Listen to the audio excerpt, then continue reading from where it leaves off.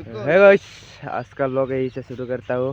तो गाइस आज शाम हो चुका है, तो अभी रनिंग करने के लिए आया हूँ। हम लोग रस थल चुका है, अभी धीरे धीरे रनिंग करने के लिए आया हूँ। तो गाइस चलिए फील्ड में जाकर मिलते हैं आप सभी को। तो गाइस अभी रनिंग करके घर जा रहा हूँ।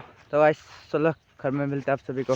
तो गाइस अभी घर आ चुका हूँ, तो अभी नहाएंगे और चलो कहाँ जा सकते हैं देखते हैं हम लोग। चलो चलते। तो वैसे अभी जा रहा हूँ, इनको छोड़े हो ये लोग आया था, अभी सुनने के लिए जा रहा हूँ। अभी हम लोग जा रहे हैं दुकान में, तो वैसे चलिए चलते हैं।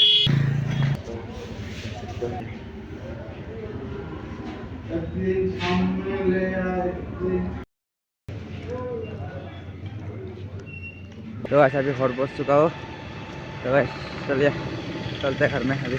चलिए खाना खा के आते हैं। तो वैसे आज खाने में क्या क्या है, ये है आलू, ये है मटन, ये है दाल और सलाद खाते हैं हम लोग अभी। इसका वीडियो बयान करता हूँ। तो आज का वीडियो अच्छा लगा तो प्लीज़ लाइक से सब्सक्राइब कर देना। तो आज के लिए